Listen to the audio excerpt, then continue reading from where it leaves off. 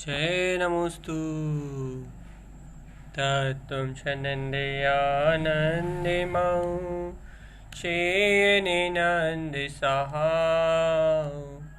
परमतत्त्वपदवीन्दिपं नमियो सिद्धस्वभाव गुरुवेशे गोपतिरुई गोपति ज्ञान सहकार तारणी धरण समर्थ मुनि गुरु संसार निवार धम्म जुतौ जिनवर हम हरिथति हरिथ जो भय विनाश भवजो मुनहं ममल ज्ञाने परलोय देव को गुरु को धर्म को साजी को बारंबार नमस्कार हो। ओंकार वेदांति शुद्धात्मितत्वं प्रेमामि नित्यं तत्त्वार्थसारधम् ज्ञानमयं सम्यक्दर्शिनेत्वं सम्यक्तिचरणं चैतन्यरूपम् बोलिए सहज समय शुद्धात्म देव की जय हो जय हो जय हो। आचार्य प्रवर सदगुरुवर तारण तरणलाचार्य जी महाराज की जय हो जय हो जय हो। जनेन्द्र परमात्मा के अमृतमय शुद्ध जिन वचनों की जय हो जय हो जय हो। श्री मालारोहण ग्रंथादिराज, जिसमें आचार्य प्रवर सद्गुरु तारण तरण देव भव्य जीवों को अनंत गुणों की गुण मालिका गूंथने का सहज उपदेश प्रदान कर रहा है। भैया कैसा सहज उपदेश प्रदान कर रहा है? देखो, इसके पूर्व वाली गाथा सुन के आए ना अपन। अभी पूर्व की गाथा की अनुमोदना करके आए ना। देवम गुणम शास्त्र गुणानि नित्यम सिद्धम गुणम सुहलाकार नेत्रम धर्मम गुणम दर्शन्यान चरणम मालाय गुत्तम गुण स्वरूपम। जो रत्नात्रय में गुणों की 75 गुणों की गुणमालिका का जो अपन अनुमोदन करके आए हैं, अपने स्वरूप में उपलब्ध जिस गुणमालिका की अपन अनुमोदना करके आए हैं, वहाँ 75 गुण कहे थे। आचार्य देव ने वहाँ 75 गुणों की गुणमालिका गूंथने कहा था। और अब यहाँ इस गाथा में भी गुरु महाराज अन्य गुणों को गूंथने की बात कह रहा है। फिर कौन से गुणों को गूंथने की बात कह रहा है? यहाँ 11 प्रतिमा है, तत्व है, व्रत है, शील है, तप है, दान है। इन सारे अनंत गुण जो आत्मा के हैं, जो मोक्ष मार्ग में सहकारी हैं, उन सारे गुणों की गुणमालिका को गूंथने का उपदेश दे रहा है। गुरुदेव की जो साधना है वो बहुत सूक्ष्म है। वह सम्यक्त के गुणों की गुणमालिका को, सम्यक्त के गुणों में इन अनंत गुणों को वो समाहित देख रहा है। उनकी 11 प्रतिमाएं भी सम्यक्त में समाहित हैं। उनके 27 तत्वों का ज्ञान भी सम्यक्त में समाहित है। उनके व्रत, उनका शील, उनका तप, उनका दान, सब सम्यक शुद्धम ज्ञानम चरित्रम। सम्यक दर्शन ज्ञान चारित्र में ही जो सा दर्शनम शुद्धम मलम विमुक्तम, जो सर्व कर्मल से रहित अपना शुद्ध स्वभाव है, उस स्वस्वरूप में उनके सारे गुण ही विराजमान है। अभूतपूर्व बात है ना। यहाँ आचार्य जिन तारण तरण स्वामी ने यहाँ इस गाथा में और गुणों का गुणानुवाद किया है। भैया अब भी हरे 75 गुणों का गुणानुवाद करके आए थे। उसमें देव गुरु धर्म सब तो हो गए थे। अरे यहाँ साधक की साधना है ना, तो वहाँ उन गुणों की अनुमोदना करके आए थे। अब यहाँ क्या है, अब यहाँ उन गुणों की साधना है, साधना का क्रम दिया है यहाँ पूरा। वहाँ पूरे गुण दिए थे और यहाँ क्रम दिया है। ये महागुण दिए थे, अर्थात वहाँ वह गुण की अनुमोदना, अर्थात ज्ञानी साधक के जीवन में वह 75 गुणों का कैसा अनुमोदन होता है, किस प्रकार से वह 75 गुणों से अलंकृत रहता है, ये बात कह रहे थे गुरुदेव। 16 कारण भावनाएं कहें, चाहे सिद्धों के 8 गुण कहें, चाहे देव गुरु धर्म के गुण, शास्त्र के गुण कहे, उनने जो भी उनने दर्शन ज्ञान चारित्र जो भी कहा, 10 धर्म, ये आत्मा के ही गुण हैं। तो गुण सा स्वरूपम, वहाँ उन्होंने उन गुणों को कहा कि तुम्हारा ही स्वरूप है, ये आत्मा का ही परिपूर्ण स्वरूप है। ये गुण जहाँ होंगे वहाँ अरिहंत दशा उपलब्ध हो जाएगी। तो भैया अब उस अरिहंत दशा को उपलब्ध करने के लिए साधक जीवन कैसे चलेगा, कैसे आगे बढ़ेगा? तो उन्होंने कह दिया, उन गुणों को प्रकट करने वाले साधक का जीवन, उन गुणों को उपलब्ध करने वाले साधक का जीवन, श्रावक का जीवन परिमाएँ 11 प्रतिमा में ही हो सकता है। 11 प्रतिमा उसके जीवन में हो सकती है। तत्वानि पेखम, वे 27 तत्वों को पहचानने वाला है।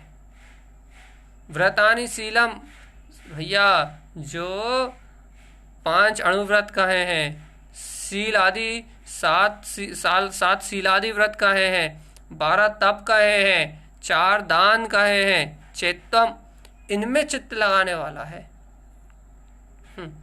सम्यक्त शुद्धम ज्ञानम चरित्रम, ऐसा शुद्ध सम्यक्त से दर्शन ज्ञान चारित्र की आराधना करने वाला वह ज्ञानी साधक, सादर्शनम, ऐसे शुद्ध सम्यक दर्शन पूर्वक, सादर्शनम शुद्धम, अपने शुद्ध स्वरूप के दर्शन पूर्वक, अपने निर्विकल्प स्वभाव के दर्शन पूर्वक, मलम विमुक्तम, समस्त प्रकार के कर्म मलों से मुक्त है। कितनी अपूर्व बात है यहाँ, कितनी अद्भुत बात है आचार्य देव की, कितना सरल और सहज, कितना अनुकूल मार्ग दे रहा है और कितनी सरलता से दे रहा है। अभी कोई यहाँ कहेगा भाई अभी कहाँ 11 प्रतिमा है, अभी कहाँ है व्रत, कहाँ शील व्रत, कहाँ 12 तप, कहाँ दान में चित्त लगाने की बात कह रहे हो आप? अभी तो उपयोग विभाव रूप परिणति भटक रहा है।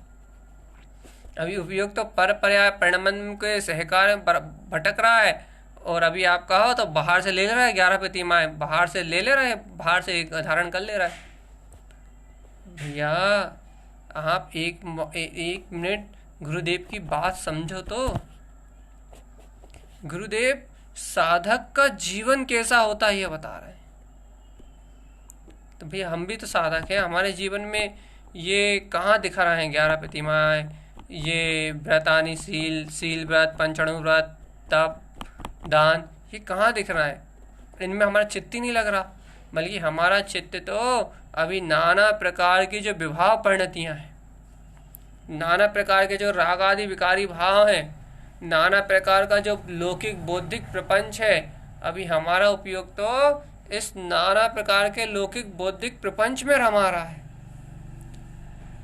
जो लौकिक बौद्धिक प्रपंच है, ऐसे लौकिक बौद्धिक प्रपंचों की धारा में रमा रहा भी हमारा उपयोग। तो हमारा उपयोग अपने अतीन्द्रिय ज्ञान विज्ञान में शुद्ध स्वभाव में कहाँ रम रहा? जब तक उपयोग अतीन्द्रिय ज्ञान विज्ञान स्वरूप में अपने अतीन्द्रिय आनंद, जो परम अतीन्द्रिय आनंद का जो स्वामित्व है, परम अतीन्द्रिय आनंद का जो नाथ है, ऐसे अनादि अनंत अतीन्द्रिय स्वभाव में जब तक उपयोग नहीं रमाएगा, तब तक ये गुण जो प्रतिमाएं कह रहे हैं, ये सब कहाँ से उपलब्ध होंगी?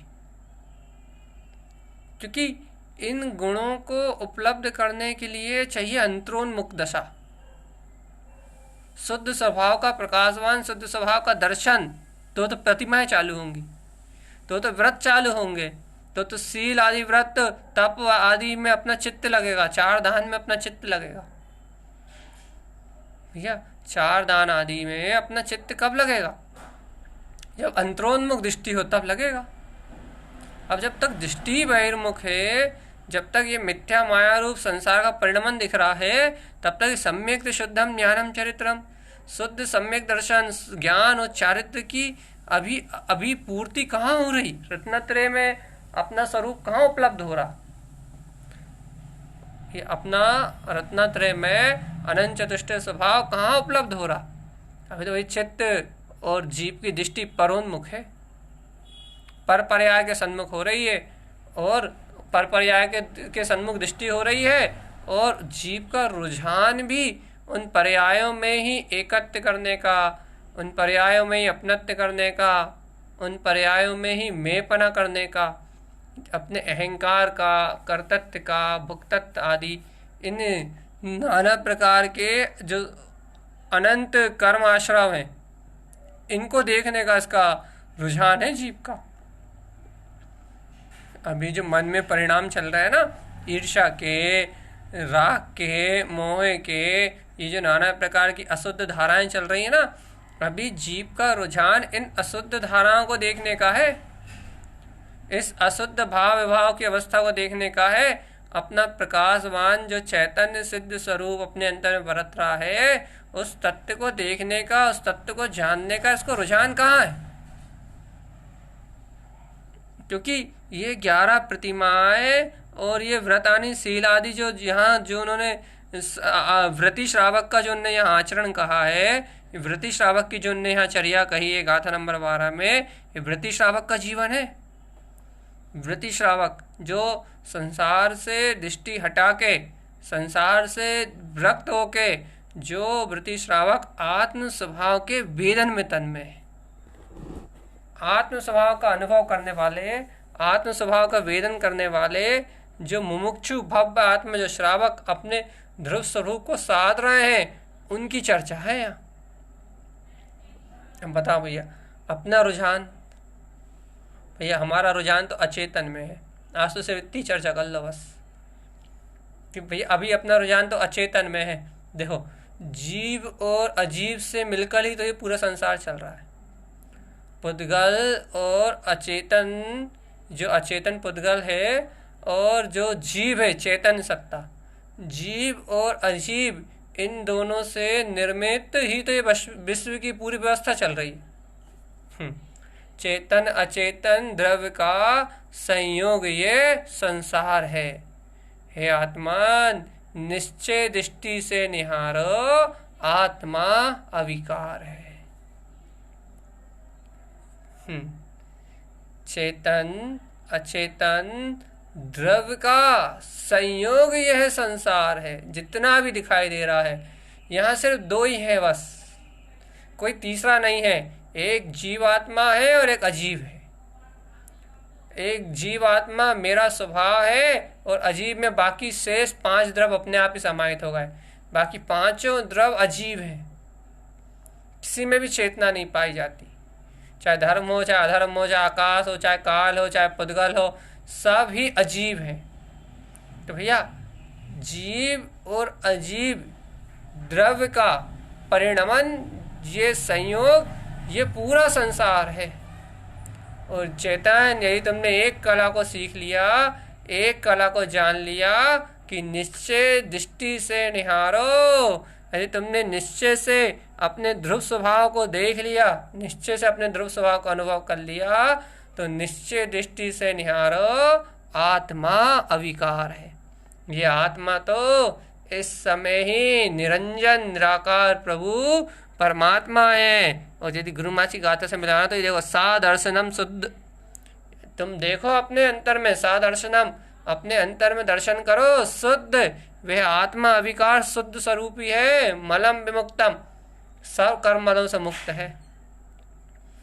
इन कर्मलों से मुक्त होने का मार्ग है ये माला परिमाय 11 तत्वानि पेखम। भैया 11 प्रतिमाएं तत्वानि पेखम, 27 तत्वों को भली प्रकार से जान के 11 प्रतिमाओं का पालन करो, व्रतों को धारण करो, शील आदि व्रतों को धारण करो, तप को ग्रहण करो, और 4 प्रकार के दान देने में अपनी वृत्ति, चित्त की वृत्ति लगाओ। क्यों लगाए भैया? क्योंकि सम्यक शुद्धम ज्ञानम चरित्रम, इससे ही सम्यक दर्शन की शुद्धि और ज्ञान और चारित्र की उपलब्धता होगी। 5 पापों में लगा रहे जीव, मोह माया में लगा रहे जीव, कर्तव्य भोक्तत्व में लगा रहे जीव, और सोचे कि दर्शन की विशुद्धता हो जाए और मलों से विमुक्त अपना स्वच्छ धवल अतीन्द्रिय आत्मा प्रकट हो जाए, तो वो उपलब्ध नहीं हो सकता। स्वच्छ धवल चेतन में निराकार अतीन्द्रिय आत्मा उपलब्ध हो जाए तो वो प्रकट नहीं हो सकता। क्यों? क्योंकि उस स्वच्छ धवल अतीन्द्रिय आत्म स्वभाव को उपलब्ध करने के लिए आपको इन व्रतों का, इन प्रतिमाओं का, इन शीलादि व्रतों का, इनका आश्रय लेना ही पड़ेगा। क्योंकि जब आप पापों से एक देश त्याग करोगे, आप पापों से एक देश आपका चित्त हटेगा, तो ही आपको अतीन्द्रिय आत्म स्वभाव का वेदन होगा, निरंतराल अपने स्वभाव का वेदन होगा, अपने आत्मिक रस का रसास्वादन होगा, अपने ज्ञान अमृत का रसास्वादन करोगे आप। और भैया यदि पापों में लगे रहे तो, और ये पापों में लग रहा है तो वह अतीन्द्रिय आत्मा का वेदन कैसे होगा? वह अतीन्द्रिय स्वरूप बरतेगा कैसे दृष्टि में? वो शुद्ध प्रकाशवान चेतन अतीन्द्रिय सत्ता, वो आनंद परमानंद में, वो चिदानंद स्वरूप, वो दृष्टि में दृष्टिगोचर कैसे होगा जीवराज? में उपयोग कायम में लगा है नाना प्रकार के मान अपमान के भाव में। भैया क्या करने में? भैया कुछ ना कुछ कर रहे हैं, कुछ ना कुछ व्यर्थ के काम, अपने रस की पूर्ति के लिए। भैया कुछ लिख ही रहे हैं, कुछ गा ही रहे हैं, कुछ गुनगुना ही रहे हैं, कुछ बना ही रहे हैं। जी नाना प्रकार के पर्यायों के पर विकल्पों में उपयोग लगा ही क्यों है? नाना प्रकार के पर्याय परिणमन के विकल्पों में उपयोग तन्मय क्यों हो रहा है? इस उपयोग में पर पर्याय पे परिणमन के रस का इतना स्वाद क्यों है? भैया इस उपयोग में पर पर्याय का, परिणमन का रस लेने का इतना स्वाद क्यों है? क्योंकि ये उपयोग अभी इस पल अपनी आंखों से अंधा है। वही आंखों से अंधा मतलब तत्वानी पेखम, 27 तत्वों के यथार्थ स्वभाव को जानता नहीं है। जबकि गुरु महाराज पहले ही बोल के आ गए थे, वे जे सत्य तत्वम षड्रव्य युक्तम पदार्थ काया गुण चैतन्यत्वम।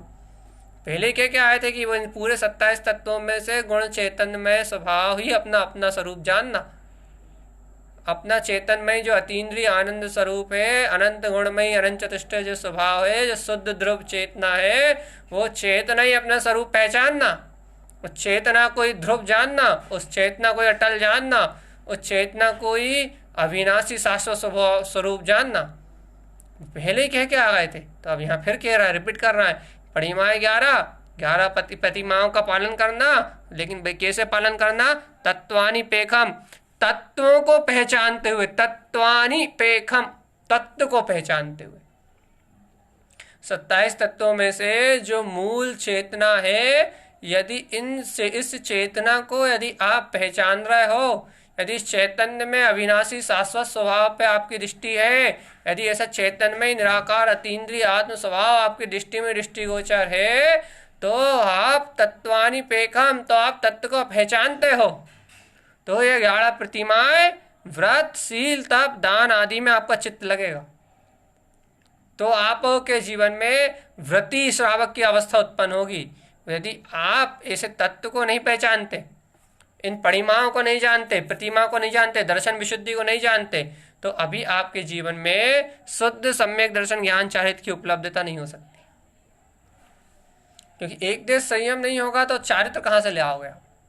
देखो संयम चरण निश्चय चारित्र तो है, वो अभी आपको आवृत दशा में भी उपलब्ध हो गया, लेकिन उस संयम चरण चारित्र को स्वरूप चरण में आगे आचरण में, शुद्ध उपयोग के आचरण में प्रकट करने के लिए, यथाख्यात चारित्र के लिए उपलब्ध करने के लिए आपको जो एक देश शुरुआत है संयम की, जहाँ से वो आत्म स्वभाव का अतीन्द्रिय वेदन अनिवार्य है ना, वो निरंजन निराकार स्वभाव की अनुभूति अनिवार्य है ना। तो यह आवृत्ति की भूमिका में भी तो होती है। आवृत्ति की भूमिका में कितनी सी देर के लिए है, कितनी सी देर के लिए, क्षण मात्र के लिए होती है, और बाकी पूरा उपयोग कहाँ लगा रहता है? विषयों में, पाप में, गृहस्थी में, संयोग में। लेकिन वही व्रति की भूमिका में, तो 5 पापों का एक देश त्याग ही है। वो तो आवश्यक कार्य भर करता है बस जीविका चलाने के लिए, उसके ऊपर कहाँ कोई लोड है गृहस्थी का, वो तो सहज भाव से रहता है। और बाहर में कह रहा है गृहस्थी का कोई लोड नहीं है, तो बाहर से तो कोई लोड नहीं है, अंतर से उसे कोई विकल्पों का लोड नहीं है। विकल्पों की कोई चिंता नहीं है। अंतरों से पर पर्याय की सल टूट गई हैं। क्यों? क्योंकि परिमाएँ 11, क्योंकि दर्शन प्रतिमाओं का प्रारंभिक पना हो गया ना। आत्म स्वभाव की अनुभूति अर्थात अपना स्वरूप दृष्टि में आ रहा है ना, दिखाई दे रहा है ना कि हाँ वो निराकार चेतन में परमात्मा में हूँ, वो निराकार अविचल सत्ता में हूँ, वो निराकार ध्रुव ज्ञायक ज्ञान विज्ञान में चेतन स्वभाव में हूँ। ऐसा निराकार अतीन्द्रिय ज्ञान विज्ञान में अनंत अतीन्द्रिय आनंद में विलसता हुआ अपना ध्रुव शुद्ध प्रकाशवान वो अपना अतीन्द्रिय आनंद शुद्धात्म स्वरूप दृष्टिगोचर हो रहा है ना। वो शुद्ध वीतराग स्वभाव दृष्टिगोचर होने के कारण से उनको वे अतीन्द्रिय आनंद रस झर रहा। आनंद आनंद आनंद आनंद चिदानंद घन चैतन्य पिंड। भैया तत्वानी पेकाम वो चेतन में ध्रुव शक्ति प्रकाशित हो रही है। ये कौन सी चेतन में शक्ति? जो 27 तत्वों का मूल आधार है, इनको प्रकाशित करने वाली है। यहाँ मूलतः ज्ञानी साधक के अंतर में एक बोध है अपनी भूमिका में। उस देखो बहुत अच्छे चिंतन करो। यहाँ मूलतः ज्ञानी साधक के अंतर में एक बोध है, एक अंतर से ही बोध उत्पन्न हुआ है, एक अंतर से जागरण उत्पन्न हुआ है। और उस जागरण में तत्वानी पेखम, उस जागरण में ऐसी पहचान है। कैसी पहचान है? कि मेरा चेतन में आत्मा, ये देखो ये अपना तत्व है, और ये अजीब में होता हुए बाकी सब तत्वों का परिणाम ये मेरा परिणाम ही नहीं है। ऐसी पहचान, ऐसी सच्ची पहचान आज सिर्फ यदि ग्रहण कर सकते हो तो इस सत्य को ग्रहण करके बताओ। बस सिर्फ कहना नहीं है कि मैं चेतन में भगवान आत्मा हूँ, कि कह दिया हाँ हाँ हाँ मैं शुद्ध आत्मा हूँ, मैं चेतन में भगवान आत्मा हूँ। ये तो अपन कह ही रहे हैं, ये तो अपनी साधना का विषय है ही। लेकिन यहाँ बोध की बात है, अंतर जागरण की बात है। अंतर जागरण से मन समझाने के लिए नहीं कि हाँ भैया मैं चेतन आत्मा हूँ, ज्ञान आनंद पिंड स्वभावी हूँ, ज्ञान आनंद स्वरूप मेरा है। मन ही मन में विचार कर रहा हो, मन ही मन को समझा रहा हो, मन ही मन में गुनगुना रहा हो। हाँ हाँ ये तो है, ये तो मनन कर रहा हो, मन में मनन चल रहा है, ये बात अलग है। लेकिन क्या अंतर से आपको ऐसा अंतर से बोध आता है कि ओ हो देखो ये चैतन्य में मेरा स्वरूप है। ओ और देखो ये पुद्गल में पूरा चेतन का भाव है। ओ चेतन का भाव सिर्फ ये पुद्गल अकेले में नहीं है। ओहो अजीब रूप तो ये बाकी सारे द्रव्य परिणमित हो रहे हैं। मेरे चैतन्य द्रव्य को छोड़ के, मेरे जीव द्रव्य को छोड़ के बाकी सारे द्रव्य अजीव रूप परिणमित हो रहे हैं। ओ प्रभु, इन अजीब रूप परिणमित होते हुए द्रव्यों में मेरी चेतना ही एकमात्र शुद्ध दर्शनमय है, शुद्ध ज्ञान में है, शुद्ध आचरण में है। मेरी चेतना ही शुद्ध ध्रुव प्रकाशवान है। ओहो मेरी चेतना तो इस पूरे अजीवत्व से बिल्कुल मुक्त, ओहो शुद्ध चेतन में परमात्मा है, शुद्ध चेतन में परमात्मा है। अतीन्द्रिय आनंद में उछलता, निज अनुभव में उछलता ये अपना चिदानंद में आत्मा। प्रभु प्रभु ऐसा बोध, उठते बैठते खाते पीते चलते फिरते सोते जागते ये जो सारा परिणमन हो रहा है ये सब अजीब में हो रहा है। ओहो सारी क्रियाएं अचेतन में घट रही हैं, पूरा सांसारिक परिणमन अजीब में हो रहा है। ओ देखो तो, और जो ज्ञानी, जो ज्ञान इस अजीवत्व से विभक्त, इस अजीवत्व से भिन्न, इस जड़त्व से रहित, जो सचेतन में चरण कर रहा है, जो चेतन में चरण कर रहा है, जो शुद्ध चेतन आनंद में चरण कर रहा है, ओहो वह चेतन आनंद में चरण करता हुआ, वह अतीन्द्रिय सुख का उपभोग करता हुआ, वह ज्ञान, वह ज्ञानी, अरे वह साधक, वो श्रावक, जो कह लो वो कह लो, वह ज्ञान तो इन सब धाराओं से मुक्त है, एकदम मुक्त है।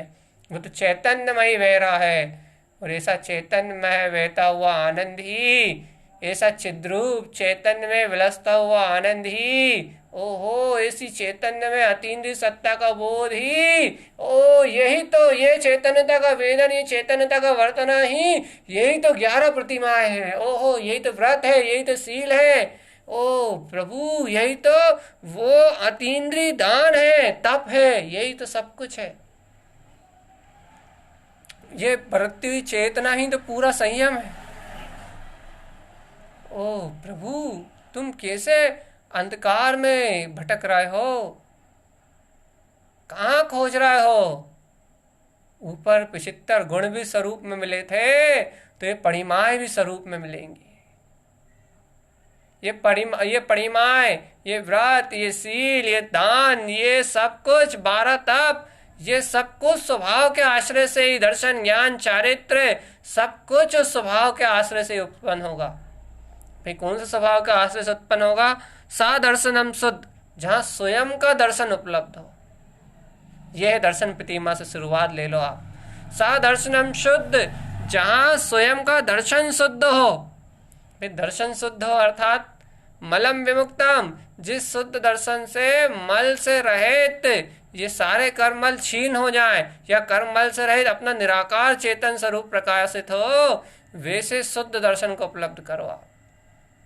सा दर्शनम शुद्ध, सा दर्शनम शुद्ध, स्वभाव के शुद्ध दर्शन से मलम विमुक्तम, ये सारे कर्मल विला जाएंगे, ये सारी कर्म धाराएं विलायमान हो जाएंगी, ये सारा कर्म आवरण गल जाएगा, ये सारी कर्म आवरण की दशाएं गल जाएंगी, ये जितना भी कर्म आवरण दिखाई दे रहा है ये सब क्षीण हो जाएगा।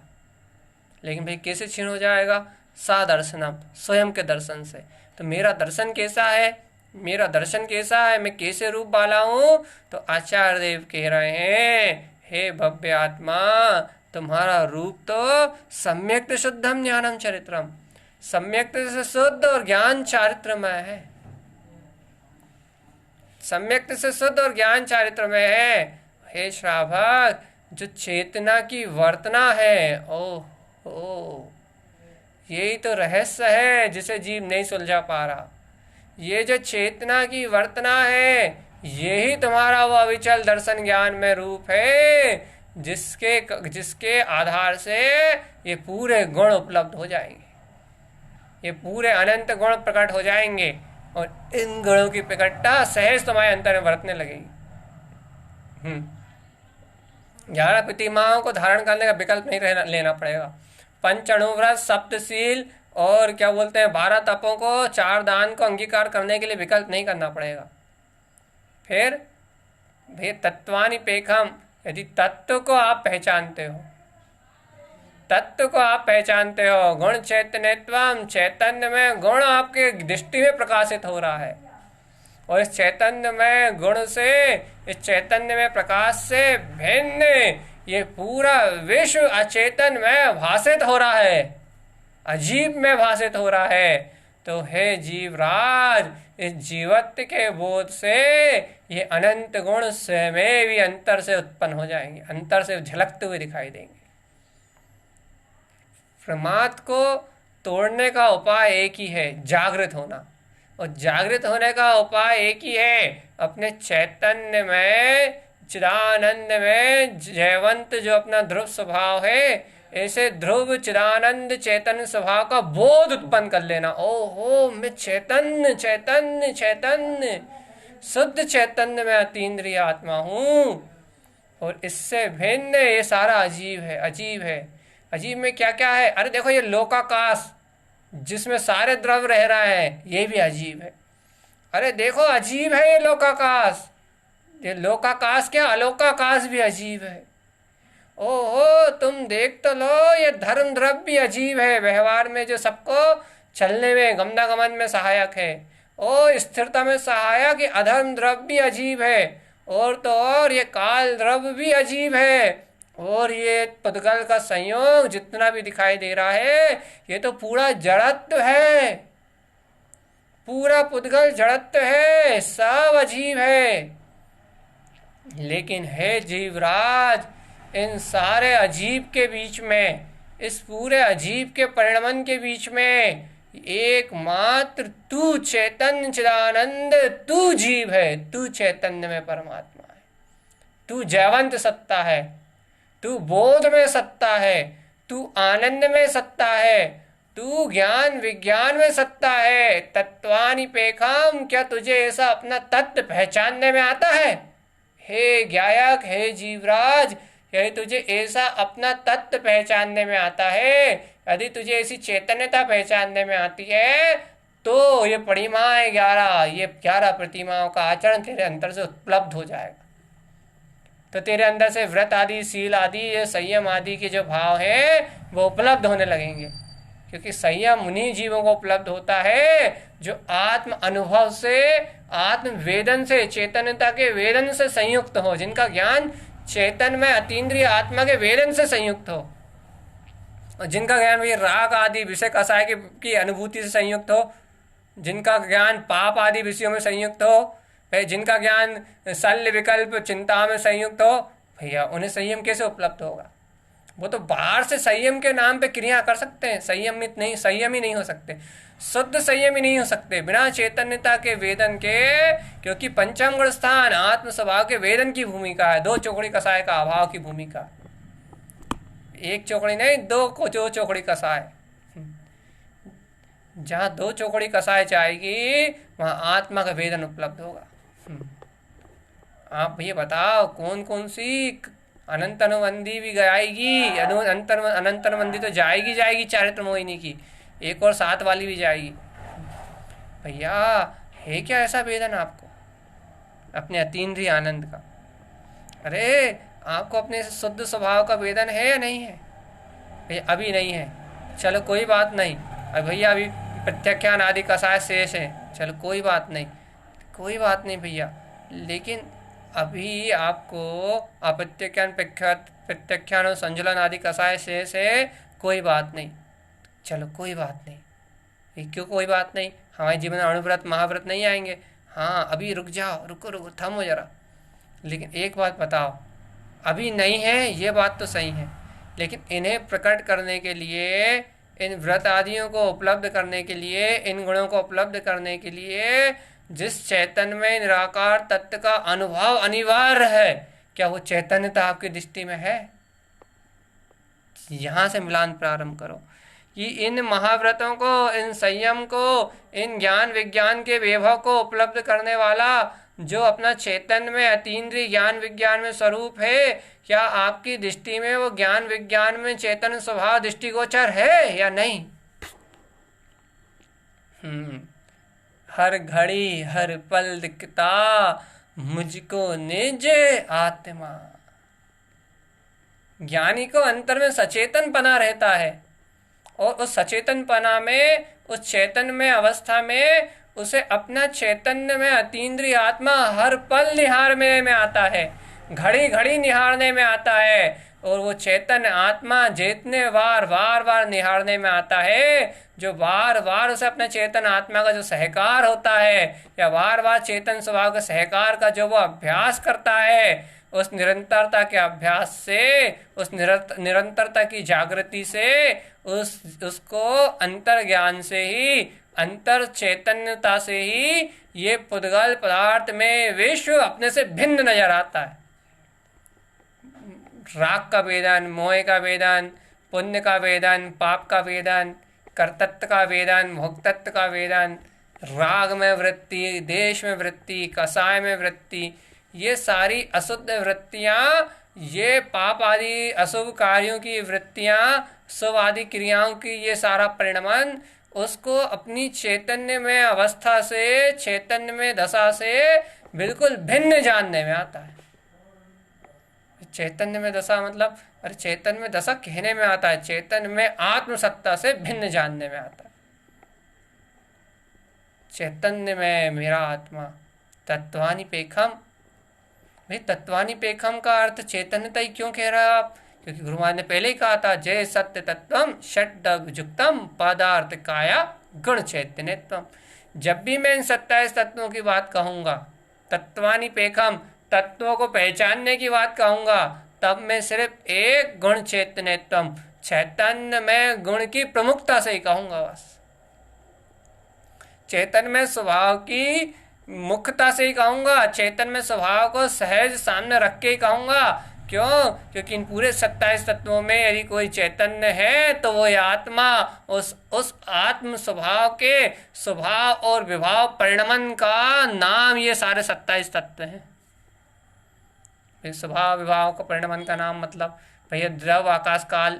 भैया देखो ये द्रव जो आकाश काल वगैरह जो है ना, ये जो 5 द्रव हैं, इनको भी आत्म साधना से गुरु महाराज ने अपने अनुसार घटाया है। ज्ञान समुच्चय सारणी में देखो, उन्होंने पर आकाश को नहीं लिया, उन्होंने आकाश से अपने आत्म स्वभाव की स्थिरता को लिया है। अपना आत्म स्वभाव अनंत अवकाश को प्रदान करने वाला है। अरे लोकाकाश भी जिसमें झलकता है, इतना अवकाश है अपने ज्ञान में। इस अनुसार उन्होंने पूर्ण रूपेण उन 27 तत्वों को अपनी ज्ञान साधना में घटाया है। तो ज्ञान साधना में कैसे घटे ये? तो ये ज्ञान साधना में इसलिए घटे कि धर्म से आत्म स्वभाव की में गमन, अधर्म से आत्म स्वभाव की स्थिरता।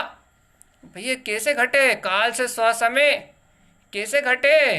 अरे अजीब से इस अजीब से मेरा आत्मा भिन्न, निराकार चेतन में परमात्मा पुद्गल शुद्ध परमाणु, ये कैसे दर्शित हुआ? ये सब कुछ, ये शुद्धता कैसे दर्शित हुई?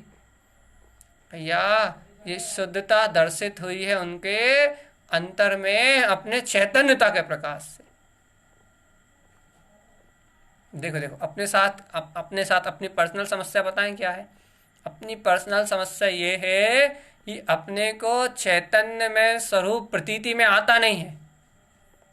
जितनी प्रगाढ़ता से आना चाहिए, जितना आना चाहिए उतना चैतन्य में भाव, चैतन्य में स्वरूप अपनी प्रतीति में आता नहीं है।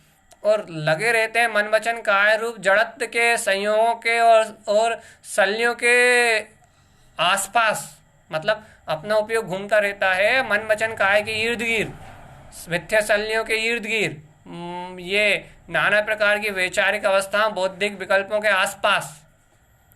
अब जब अपना उपयोग इन बौद्धिक विकल्पों के आसपास घूमेगा, इन मन वचन काय के आसपास घूमेगा, तो अपने को अजीवत्व का ही अनुभव दिन भर बना रहेगा।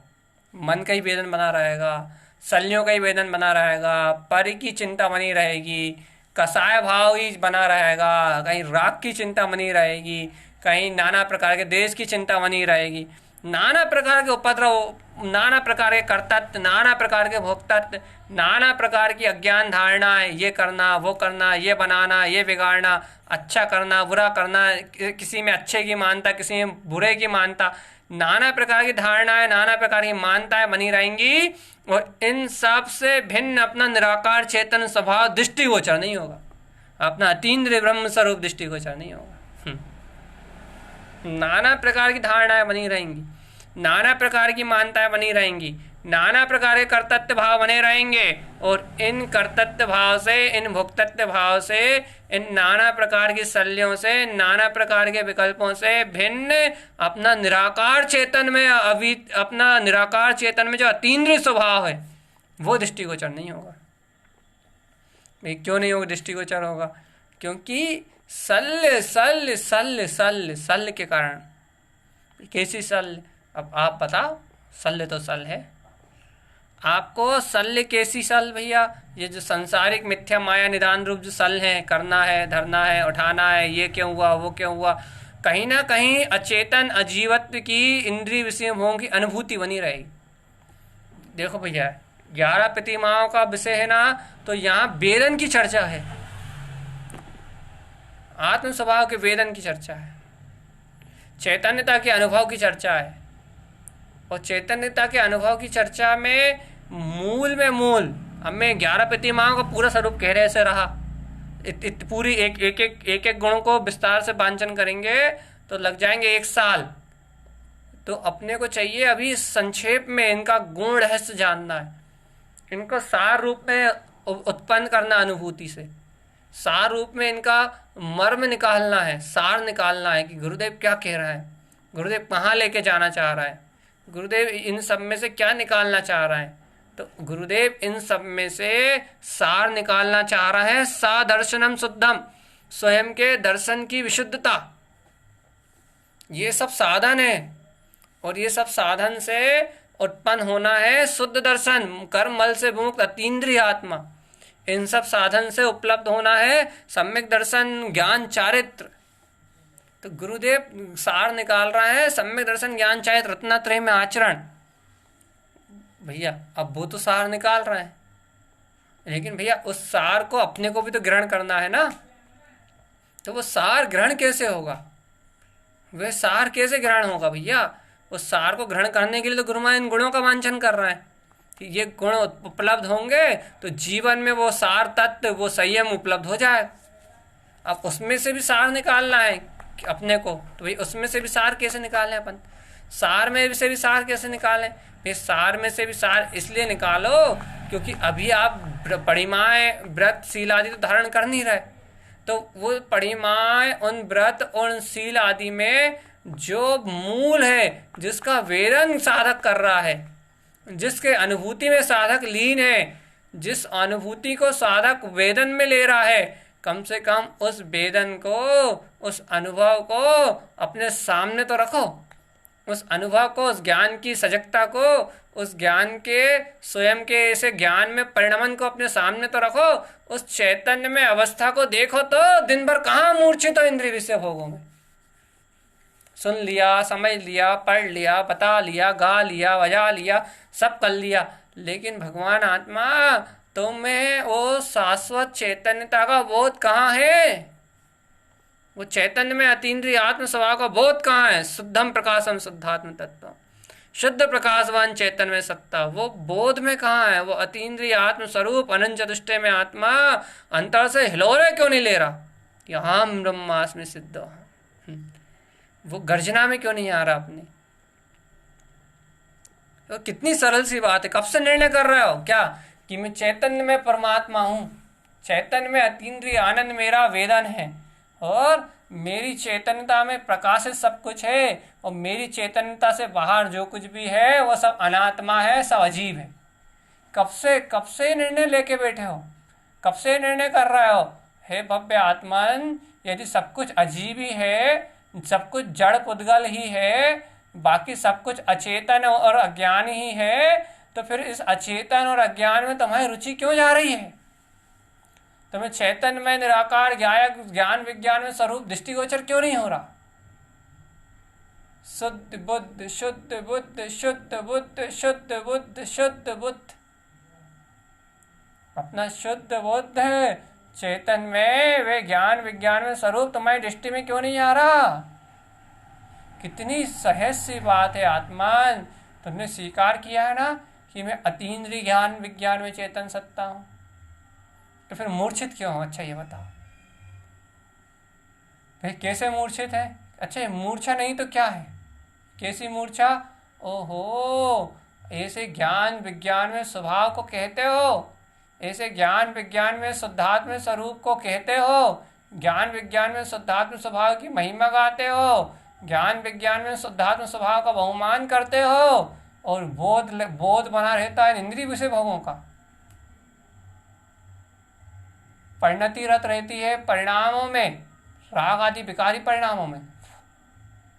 उपयोग लगता है अशुद्ध ये अचेतन आदि पदार्थों में, अजीवत्व में, जानते हो मुझसे भिन्न है, अजीब है, जड़ है। उपयोग लगता है इस अजीब की धारा में, अजीब तत्व में। अरे कहाँ भ्रमित हो रहे हो? तत्वानि पेखम, तुम अपने उस निरावरण शुद्ध चेतन तत्व को पहचानो तो, जो 27 तत्वों में चैतन्य ज्योति रूप प्रकाशित हो रहा है, ज्ञान विज्ञान में प्रकाशित हो रहा है। अपने अंतर में उछलती हुई ऐसी अनंत ऊर्जा का वेदन तो करो, अपने अंतर में उछलते हुए ऐसे अनंत वैभव का वेदन तो करो। अनंत ऊर्जा, अनंत का वेदन, ओंकारस्य ऊर्ध्वस्य।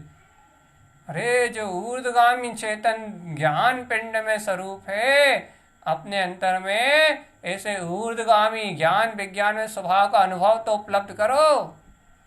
जब अपने अंतर में ऐसे ज्ञान विज्ञान में ऊर्ध्वगामी स्वभाव का अनुभव उपलब्ध करोगे तो तुम जानोगे, आहा देखो देखो देखो देखो देखो, ये जो चैतन्यता वर्त रही है, ये चैतन्यता का जो अवलंबन उपलब्ध हो गया है, ये चैतन्यता का जो आश्रय उपलब्ध हो गया है, इस चैतन्यता के आश्रय से ही ये 11 प्रतिमाएं, व्रत, शील, तप, दान आदि इनमें अपना चित्त लगने लगेगा, उपयोग लगने लगेगा। अभी उपयोग कहाँ लगता है अपना? अच्छा बताओ। अभी अपना उपयोग लगता है यदि कोई बड़ा पड़ोसी जरा सा भी कुछ कह दे, फट से वहाँ उपयोग चला जाता है। उस समय भैया अपना उपयोग अपने चैतन्य में क्यों नहीं आता? अपने चैतन्य की जरूरत क्यों नहीं रहती? जहाँ सी कोई घटना हो जाए तो अपना उपयोग पलट कर तुरंत वहाँ चला जाता। आत्मवेदन में क्यों नहीं रहता भैया? आत्मवेदन में क्यों नहीं ठहरता? जे आत्मवेदन में नहीं ठहरता ना, आत्म अनुभव में नहीं ठहरता ना उपयोग, आत्म अनुभव में स्थिर नहीं होता ना उपयोग।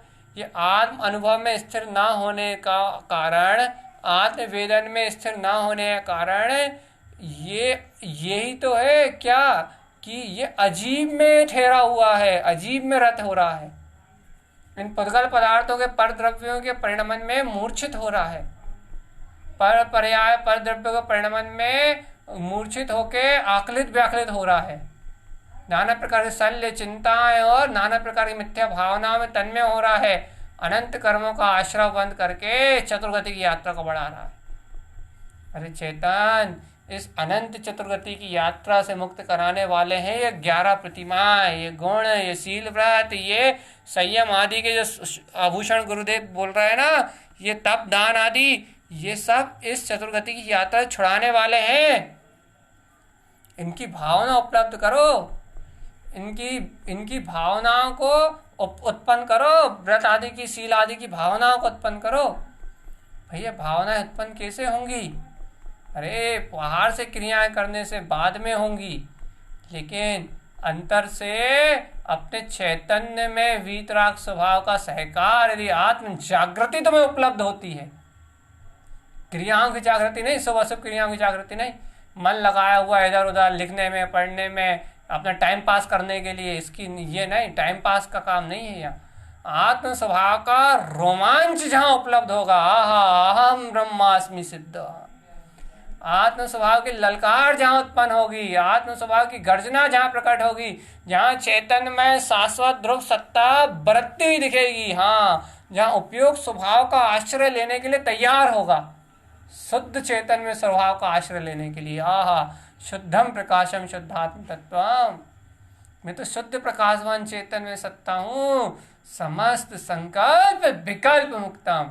ये संकल्प विकल्प, ये धाराएं, ये शल्य, ये विशल, ये नाना प्रकार के उपद्रव, ये अज्ञान भाव, ये मेरा स्वरूप ही नहीं है। मैं तो शुद्ध चिद्रूप तत्वज्ञ, मैं तो शुद्ध चेतन में आत्मा हूँ, शुद्ध चेतन में आत्मा हूँ, शुद्ध चेतन में आत्मा हूँ, शुद्ध, बिल्कुल शुद्ध, पर पर्याय परिणमन भाव इन सब अशुद्ध अजीब की धारा से एकदम मुक्त अतीन्द्रिय आनंद में स्वयं जयम स्वयं जयम स्वयं जयम स्वयं जयवंत सत्ता। अरे अपने अतीन्द्रिय आत्मा में विलास करता हुआ मैं सादर्शनम, स्वयं के दर्शन में स्थित, मलम विमुक्तम, सब कर्मलों से विमुक्त, शुद्ध चेतन में परम सत्तावान अतीन्द्रिय आनंद में आत्मा हूँ। यदि ऐसा स्वरूप आपके वेदन में आता है, यदि ऐसा स्वरूप आपके अनुभव में आता है और ऐसे स्वरूप के अनुभव को आप बढ़ा रहे हो, ऐसे स्वभाव के वेदन को बढ़ाने में आपका उपयोग तन्मय है, ऐसे स्वभाव की ओर यदि आपकी दृष्टि है, तो इन व्रतों का, इन शीलों का, शील आदि का, इन परिमाओं का, इन तप का आपके जीवन में सहकार सहजता से हो जाए, सरलता से ये सारे व्रत आदि आपके जीवन में उपलब्ध हो जाएंगे। अब ये चैतन्यता नहीं है तो हमारा उपयोग ही नहीं पलटा इन अशुभ धारा से, तो यदि हमारा उपयोगी इंद्रियों विषयों से नहीं पलट रहा, भैया कोशिश तो कर रहा, पलट नहीं रहा, तो भैया जब तक आपका उपयोग इन इंद्रिय विषयों से नहीं पलटेगा तब तक आप इन गुणों को उपलब्ध नहीं कर पाओगे, आपकी रुचि नहीं आएगी मोक्ष मार्ग में आगे बढ़ने की, सम्यक दर्शन ज्ञान चारित्र की निर्मलता नहीं होगी आपके जीवन में, आपकी रुचि नहीं आएगी काय में, रत्नत्रय में आचरण करने की, स्वभाव स्थिरता नहीं बनेगी, कभी शुद्ध उपयोग की लीनता नहीं आएगी, क्योंकि शुद्ध उपयोग की लीनता आएगी इन गुणों को ग्रहण करके आगे बढ़ने में। भैया अवित्ति पात्रता तो है नहीं, आवृत्ति की भूमिका ही तो शुद्ध नहीं हो रही, तो भैया उस आवृत्ति की भूमिका को, सम्यक की निर्मलता को शुद्ध करने के लिए तो ये व्रत आदि है, ये सील आदि व्रत है, ये परिमा है, ये अणुव्रत है, ये सब उस पाप आदि प्रवृत्ति को छोड़ के उस निर्मलता को उपलब्ध करने के लिए तो है ही। भैया इतना रुझान नहीं है भैया, बस उस रुझान को ही तो बढ़ाना है, उस रुझान को ही तो बढ़ाना है, क्रियाओं को नहीं करना, बाहर से क्रियाओं को नहीं साधना, अंतर से पर्याय परिणमन की रुचि को छोड़ के, राग आदि वृत्ति का सहकार छोड़ के, अंतर से शील आदि व्रतों को अंगीकार करने के लिए अंतर से अतीन्द्रिय आत्म स्वभाव की जो शुद्ध रमणता है, जो अतीन्द्रिय आत्म स्वभाव का जो शुद्ध चैतन्य भाव है, इस चैतन्य भाव को अपनी दृष्टि में उपलब्ध करना है। बस शुद्ध चेतन भाव जो अपना लक्षण है ज्ञायक ज्ञान स्वभाव, इस शुद्ध चेतन भाव अपने ज्ञायक ज्ञान स्वभाव जो अपना लक्षण है, इस लक्षण को अपनी दृष्टि में उपलब्ध करना है। बस चेतना लक्षण धम्मो, जो अपनी आत्मा का लक्षण है भव्य आत्मान, इस लक्षण को अपनी दृष्टि में उपलब्ध करना है। ये चेतन लक्षण अपनी दृष्टि में आते ही ये सारा अजीब में पुद्गल संसार अपनी चेतना से भिन्न हो जाएगा। ए प्रभु, क्या अभूतपूर्व क्षण है, आत्ममिलन की क्या अभूतपूर्व वेला है वो, जहाँ अपना अतीन्द्रिय चेतन स्वभाव अपने उपयोग के सहकारिता में, अपनी दृष्टि की सहकारिता में आता है। जिस वेदन से, जिस अनुभव से ये सारा का सारा दोष, ये मलम विमुक्तम, ये सारे के सारे मल गल जाते हैं और अपना शुद्ध दर्शन में प्रकाश उत्पन्न हो जाता है, शुद्ध दर्शन में अतीन्द्रिय आत्मा उपलब्ध हो जाता है। गुरु महाराज जैसे शुद्ध दर्शन की जो चर्चा कर रहे हैं यहाँ, उन्होंने पूरी प्रतिमाएं तब व्रत शील कह दिया, नीचे उनने रत्नत्रय को कह दिया, सा दर्शनम शुद्धम मलम विमुक्तम।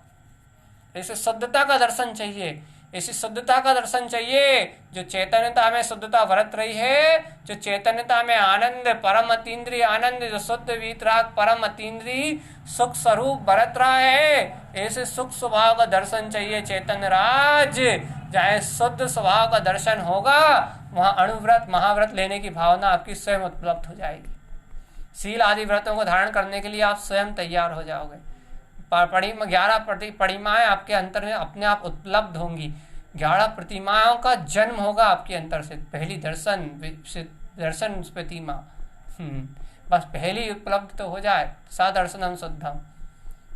जहाँ दर्शन की विशुद्धता होगी वहाँ से ये परिमाओं का जन्म हो जाएगा। तत्वानिपेखम, लेकिन तत्वों को पहचानने वाले श्रावक को होगा, 27 तत्वों के ज्ञाता श्रावक को होगा। और जो 27 तत्वों को नहीं जानते भले प्रकार से 27 तत्वों के स्वभाव का जिन्हें ज्ञान नहीं है, अर्थात जो अपने चैतन्य में ज्योति को इनमें प्रकाशित नहीं जानते, उन जीवों को नहीं होगा। तत्व का यथार्थ सिद्धांत तो अनिवार्य है, मोक्ष मार्ग की पहली सीढ़ी। इसलिए भैया गुरुदेव कह रहा है, यहाँ जगा रहा है आत्मा को। जीव और अजीव के, पुद्गल और जीव के भेद को जान रहे हो, सब कुछ जान रहे हो, सब कुछ समझ रहे हो, फिर भी जानते समझते हुए भी ईर्ष्या, राग, जलन, अहम, इन मान अपमान की कसायों में क्यों मूर्छित हो रहे हो? मूर्छा को तोड़ो, अज्ञान में मूर्छा को तोड़ो और जागृत हो जाओ। बोध को प्रकट करो कि ओहो, मैं तो अतीन्द्रिय चेतन में आत्मा। बस भव्य आत्मा इस समय इस भूमिका में यही एक मूल पुरुषार्थ है। इस समय इस भूमिका में एक यही मूल पुरुषार्थ है, ये अपने अंतर में अपनी अंतर आत्मा को जागृत कर लेना, जागृति बना लेना, अपनी आत्मा की जागृति को उपलब्ध कर लेना, ये एकमात्र पुरुषार्थ है। शुद्ध चेतन स्वभाव की, आत्मा की, अनंत आत्म स्वभाव की अपनी जागृति को उपलब्ध कर लेना ही अपना एक मार्ग है। बस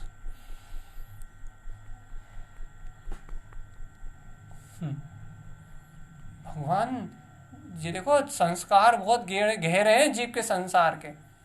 एक क्षण नहीं लगे नहीं बगल से कोई हवाएं लगाए तो उपयोग बाहर जाने में। संस्कार बहुत गहरे हैं अशुद्धता के, अज्ञान के, और उपयोग का परिणमन भी स्वतंत्र है और अज्ञान के संस्कार भी गहरे हैं।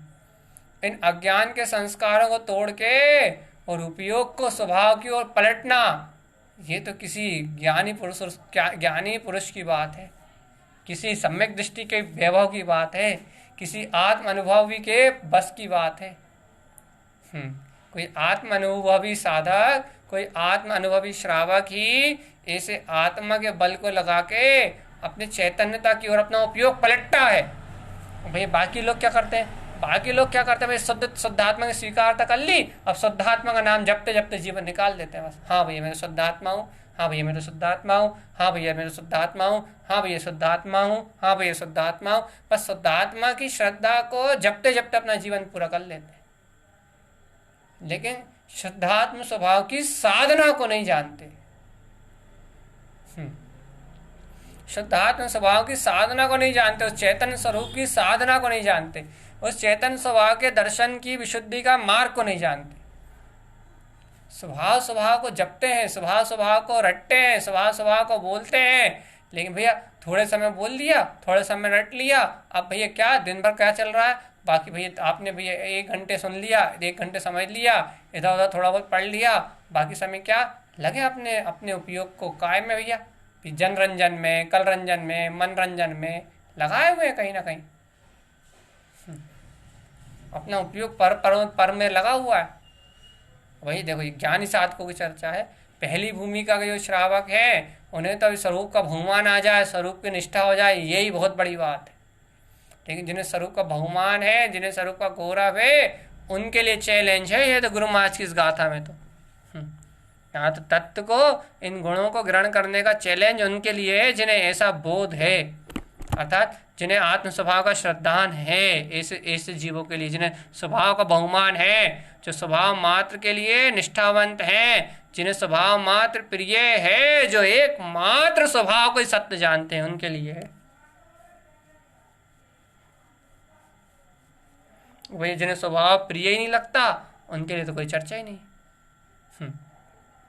यहाँ तो स्वभाव को इष्ट जानने वाले के लिए है, गुरुदेव की आज्ञा है। और यहाँ वो कह नहीं रहा कि ये गुण तुम्हें अभी अभी प्रकट हो जाएंगे, वो ये कह रहा है कि ये गुण तुम्हारे जीवन की साधना का क्रम है, तुम इन्हें अपनी दृष्टि में रखो।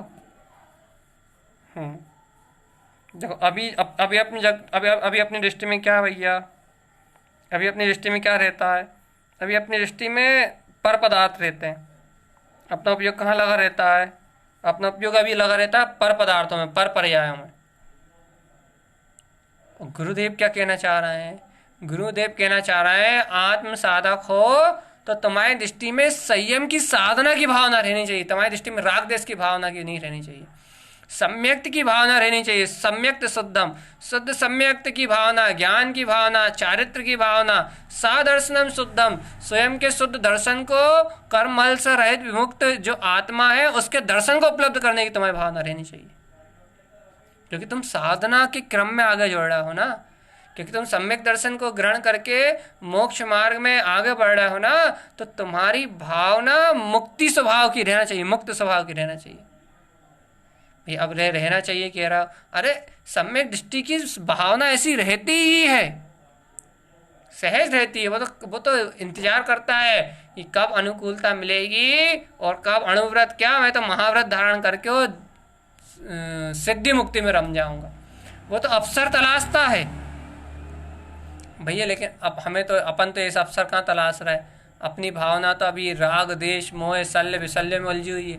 हाँ, यही तो पंचम काल में अपन ने जन्म लिया ना, तो पंचम काल में यही तो है, भाव विशुद्धि नहीं है और संस्कार इतने गहरे हैं, मिथ्यात्व के, अज्ञान के, मोह के, कर्तव्य भोक्तत्व के संस्कार इतने गहरे हैं, इतने गहरे संस्कार हैं कि शुद्ध आनंद की, अतीन्द्रिय आनंद की बात भी चित्त में चढ़ती नहीं है। सुनने में अच्छी लगती है, बहुमान भी आता है, श्रद्धा भी की है, लेकिन इसमें अपना चित्त रमता नहीं है। गुरु महाराज कहते चित्त को रमाओ, काय में भैया? 4 दान में रमे, तप में रमे, सील में रमे, व्रत में रमे, तत्वों को पहचानने में रमे और 11 प्रतिमाओं के पालन में रमे।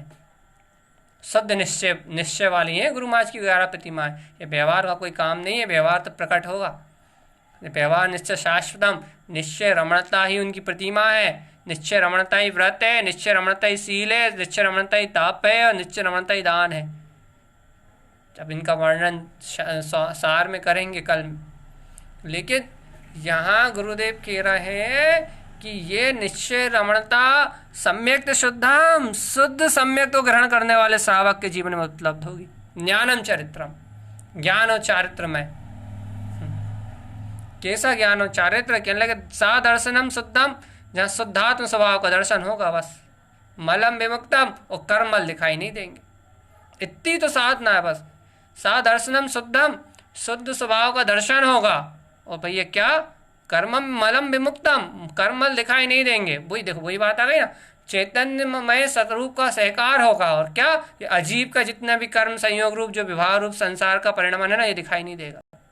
बस शुद्ध दृष्टि की चर्चा है, बस ओनली शुद्ध दर्शन की चर्चा है, स्वानुभूति की चर्चा है। इस स्वानुभव का काल होगा तो ये कर्मल दिखाई नहीं देंगे।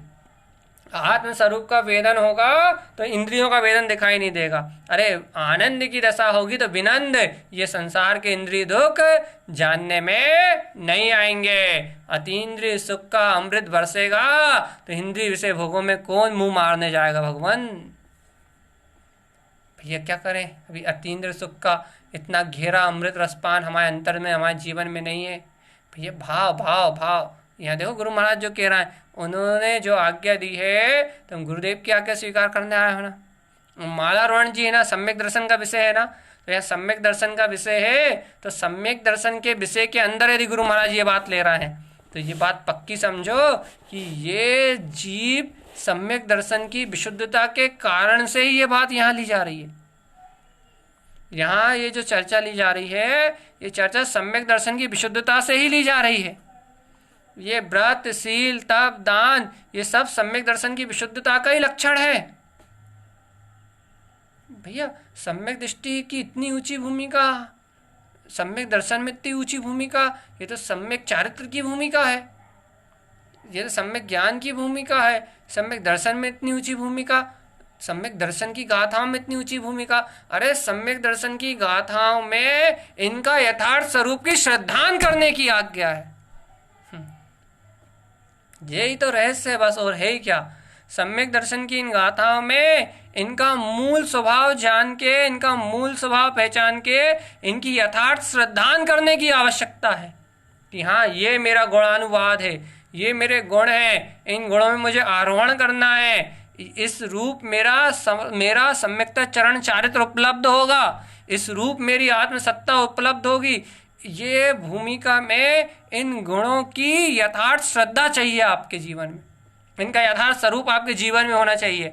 क्योंकि गुरु महाराज आगे टोकेंगे ना, आगे आगे फटकारेंगे ना आगे की साधना में, क्या कि भैया राग सहित व्रत कर रहा हो तो नीच, मोह सहित तप कर रहा हो तो नीच, अज्ञान सहित तप कर रहा हो तो निगोद में जाओगे। अब जब वो आगे टोकेंगे तो आपको पता तो होना चाहिए अज्ञान में तप क्या है, ज्ञान में तप क्या है। और यहाँ वो जो निश्चय तप की जो श्रद्धा करा रहे हैं, ये दर्शन से मुक्त शुद्ध आत्म स्वभाव के दर्शन की जो श्रद्धा करा रहे हैं, जो ज्ञान विज्ञान में आत्मरमणता को वो जो व्रत नियम कह रहा है, यदि ऐसे ज्ञान मार्ग पूर्व आगे बढ़ोगे तो फिर वो आगे कहेंगे तप नीच, व्रत नीच, संयम नीच, तो तुम्हें जो शुभ अशुभ क्रियाएं होंगी वो नीच दिखेंगी, और जो शुद्ध होगा वो शुद्ध होगा, वो निखर के सामने आ जाएगा। शुद्ध बुद्ध चिंतनम, शुद्ध बुद्ध चिंतनम, अपना अतीन्द्रिय आत्म स्वभाव उज्ज्वल होके आ जाएगा कि हाँ मैं तो ये शुद्ध शाश्वत चेतन सत्ता हूँ, मैं तो ये ध्रुव शुद्ध शाश्वत सत्ता हूँ, मेरा तो ज्ञान विज्ञान में अतीन्द्रिय शाश्वत सूक्ष्म स्वभाव ही जयवंत है। मैं तो ऐसा अतीन्द्रिय आनंद में निमग्न आत्मा हूँ, अतीन्द्रिय आनंद में मेरा स्वरूप विलस रहा है, अतीन्द्रिय आनंद में ही मेरी सत्ता विलस रही है, मेरा किसी पर पदार्थ से कोई संबंध ही नहीं है, संबंध ही नहीं है भव्य आत्मा। पर पदार्थ पर पर्याय परिणामान इनसे मेरी आत्मा का कोई संबंध ही नहीं है। ऐसा बोध हो अंतर से बोध। भैया आत्म जागृति का नाम साधना है, आत्मा के तत्वों के यथार्थ श्रद्धान का नाम साधना है। अपने गुणों को यथार्थ रूप से श्रद्धान करके अपने गुणों में सम्यक प्रकार से भली प्रकार से आचरण करने का नाम साधना है। और साधना का अर्थ सीधा है कि भैया पर्यायों का दर्शन ना हो, दर्शनम शुद्धम, अपने शुद्धात्म स्वभाव का दर्शन प्रकट हो, और भैया मलम विमुक्तम, इन कर्मलों से मुक्त होके ये आत्मा इन कर्म भार से हल्की होके अपने ऊर्ध्व स्वभाव की ओर उठती हुई शाश्वत सिद्ध शिला में, अपने सिद्ध धाम में जाके तिष्ठे, अपने परम आनंद में निमग्न हो जाए, अपने अतीन्द्रिय अद्भुत, अपने जो अनंत वीतरागता का परमानंद का जो वैभव है उस अतीन्द्रिय रस का रसपान करे। बस भाई उद्देश्य तो मात्र इतना ही है, उद्देश्य तो मात्र इतना ही है। आनंद अमृत की चर्चा तो मात्र इतनी है कि आत्मा अपने अतीन्द्रिय रस में डूब जाए, आत्मा अपने अतीन्द्रिय आत्म स्वभाव के जय जयकार में डूब जाए, आत्मा के सामने उसका साचेतन में अतीन्द्रिय आत्म स्वभाव ही प्रतिबिंबित हो जाए। अरे अनंत काल से भूला हुआ ये जीव जो अपने आप को भूला मान रहा था, इसकी ये भूल छूट जाए और इसे पता लग जाए कि आत्मा आत्मा को कैसे भूल सकता है। आत्मा तो सदा आत्ममयी है, आत्मा में तो सदा आत्मा बरत रहा है। सा दर्शनम शुद्धम, स्वयं में स्वयं का शुद्ध दर्शन उपलब्ध हो जाए, और कर्मम विमुक्तम, इन कर्मों से विमुक्त स्वच्छ धवल चेतन आत्म स्वभाव का प्रकाश इसे दिख जाए, अंतर से श्रद्धान हो जाए कि हाँ वो स्वच्छ धवल चेतन में परमात्मा सत्ता ही मैं हूँ, आत्मा से आत्म मिलन हो जाए, फिर रखा कहाँ कुछ है। कितने बार मैं इस बात को कहता हूँ। अच्छा ये कितने बार कह चुके कि भैया बताओ, एक सिद्ध परमात्मा से पूछ के आओ क्या कि तुमने कितने जन्म मरण करे। अच्छा इस सिद्ध परमात्मा से मत पूछ के आओ, एक आत्मा से पूछ के आओ कि हे आत्मा तुमने आत्मा का अनुभव कब करा। आत्मा कहेगी, क्या कहेगी बताओ। आत्मा से पूछ के आओ आत्मा का अनुभव कब करा। उपयोग से मत पूछ के आना, मन वचन काया से पूछ के मत आना, वर्तमान में परिणमित होती हुई उपयोग की धारा से मत पूछ के आना, क्योंकि वो तो बता देगी इस काल में हुई थी स्वानुभूति। उपयोग तो बता देगा मुझे स्वानुभूति किस काल में हुई थी, लेकिन उसकी स्वानुभूति जो हुई है उस स्वानुभूति को करने वाला जो है उपयोग, उस स्वानुभूति को करने, जो स्वानुभूति को उत्पन्न करने वाला जो उपयोग है ना वो तो बता देगा। लेकिन स्वानुभूति से पूछ के आओ कि यह स्वानुभूति तुम्हारा अपनी आत्मा में मिलन कब हुआ। वो स्वानुभूति कहेगी कि मैं तो अपनी आत्मा से अनंत काल से ही मिली हुई थी। अर्थात वो स्वानुभूति अर्थात वो दर्शन ज्ञान तो कहेगा मैं तो अपने दर्शन ज्ञान में सदा ही परिणमित हो रहा था, मैं तो अपने निर्विकल्प आनंद में सदा ही परिणमित हो रहा था, मैं जीवत्व में चेतन में आत्मा तो अपनी चेतना में सदा ही परिणमित हो रहा था। तो भैया तुम मुझे तो मिले आज हो हे भव्य आत्मान। अरे मिलन का काल जो तुम आज ये कह रहे हो, ये मिलन का काल तो पर्याय में उपलब्ध हुआ है वर्तमान में सम्यक दर्शन रूप। ये मिलन का काल तो वर्तमान की पर्याय में उपलब्ध हुआ है भैया। ये तो तुम्हारे निर्माण जाने की होनहार का अच्छा काल है, ये उत्कृष्ट काल है। इस कारण तुम्हें ये होनहार उपलब्ध हुई है। लेकिन हे भव्य आत्मा, परम अतीन्द्रिय सत्य तो यही है कि ये आत्मा सदा आत्म अनुभव में ही है, स्थित है। ये फिर हमारे लिए आज्ञा क्या जब आत्मा आत्म अनुभव में स्थित है। अरे भव्य आत्मा, यह साधक के लिए इतनी सी आज्ञा है कि जो आत्मा आत्म अनुभव में स्थित है मात्र उस आत्म अनुभव की ओर ही अपनी दृष्टि रखो और बाकी कोई अनुभव को स्वीकार ही मत करो। हो गई मोक्ष मार्ग की साधना, हो गई 11 प्रतिमाएं, ये 11 प्रतिमाएं, ये व्रत, ये शील, ये तप, ये दान, ये सब कुछ हो गया। सब में आपका चित्त अपने आप लगने लगेगा, अपने आप आपका चिंतन, आपका मनन, आपका उपयोग अपने स्वसन्मुख हो जाएगा। लेकिन भाई कैसे हो जाएगा भैया? सा दर्शनम शुद्धम मलम विमुक्तम, शुद्ध स्वभाव का दर्शन उपलब्ध करो और कर्म मल से रहित अपनी वीतराग सत्ता को देखो। शुद्ध स्वरूप का दर्शन, सम्यक का शुद्ध दर्शन करो। दर्शन ज्ञान चारित्र में अपने आत्म स्वभाव का दर्शन उपलब्ध करो। ज्ञान विज्ञान में आत्म स्वभाव को, चेतन में तत्व को, निराले निर्विकार अपने आत्म स्वभाव को देखो और इन पर्याय परिणाम से दृष्टि हटा दो तो समझ लो साधक की साधना भी हो जाएगी। ये साधक की साधना भी सहज हो जाएगी। आत्मा तो आत्मा में है ही भैया। पूरी चर्चा साधक की साधना की होती है। आत्मा तो आत्मा में सदा से स्थिर ही है। जितनी भी चर्चा होती है, एक भी शब्द कहा जाएगा तो साधक की साधना। ये मैं शुद्धात्मा ये भी कहोगे तो साधक की साधना, क्योंकि स्वभाव तो स्वभाव में विलस रहा है, आत्मा तो आत्मोन्मुख है, द्रव्य तो द्रव्य में परिणमित हो रहा है, उस द्रव्य की कोई चर्चा ही नहीं, द्रव्य चर्या का विषय है, द्रव्य चर्चा का विषय ही नहीं, द्रव्य तो आचरण का विषय है, वो तो चारित्रमय है, सिर्फ चर्चा का विषय है तत्व और पदार्थ, क्योंकि वहाँ दर्शन और ज्ञान का विषय है। और जब तत्व और पदार्थों की चर्चा होती है तब हमेशा तत्व और पदार्थों की चर्चा में साधना ही मूल होती है। तत्वार सार्धम, तत्व में तत्व का श्रद्धान और पदार्थ में ज्ञान, ये उन्मुख होता है। और जब पदार्थ और ज्ञान की, तत्व की और पदार्थ की साधना चलेगी तो फिर कुछ और नहीं चलेगा, एक ही बात चलेगी, हाँ गुण चैतन्यत्वम, गुण चैतन्यत्वम, गुण चैतन्यत्वम। देखो देखो देखो देखो, तुम्हारा अद्भुत चैतन्य में स्वभाव प्रकाशित हो रहा है, गुणों की महिमा गुणानुवाद होगा। मैं शुद्धात्मा हूँ, मैं चैतन्य में आत्मा हूँ। ऐसे द्रव्यानि योग, कर्णानि योग, चरणानि योगों का आश्रय लेके अनंत स्वभाव की महिमा चलेगी, जो जहाँ से कर ले। द्रव्य का स्वभाव का वर्णन चलेगा, भव्य आत्मा। यही है साधना, यही साधना। इस साधना को जो साध रहा है वो साधक, और जो इस साधना को साधने से घबरा रहा है वो बाधक, अपने लिए बाधक। भाई हम तो स्वभाव मात्र हैं, स्वभाव को तो कभी कोई अंतर ही नहीं आता। स्वभाव की जो साधक बार बार स्वभाव को बीच में लेके आता है ना, इसका अर्थ उसे बुद्धि की बहुत तेज पकड़ है। क्यों भाई? स्वभाव की बहुत तेज पकड़ नहीं हो सकती, स्वभाव की पकड़ को शब्द नहीं चाहिए, स्वभाव को सफाई नहीं चाहिए, स्वभाव को व्यक्तता नहीं चाहिए, स्वभाव तो व्यक्त ही है। व्यक्तता तो पर्याय को चाहिए, स्वभाव ही तो पर्याय में व्यक्त होगा ना, बस वो स्वभाव पर्याय में व्यक्त होगा तो साधना आ जाएगी। स्वभाव स्वभाव स्वभाव स्वभाव स्वभाव, स्वभाव को शब्दों का अवलंबन नहीं चाहिए, स्वभाव तो आनंद का विषय है, अतीन्द्रिय आनंद का विषय है, अतीन्द्रिय गुप्त आनंद का विषय है। और उसकी महिमा तत्व का विषय है, दृष्टि का विषय है।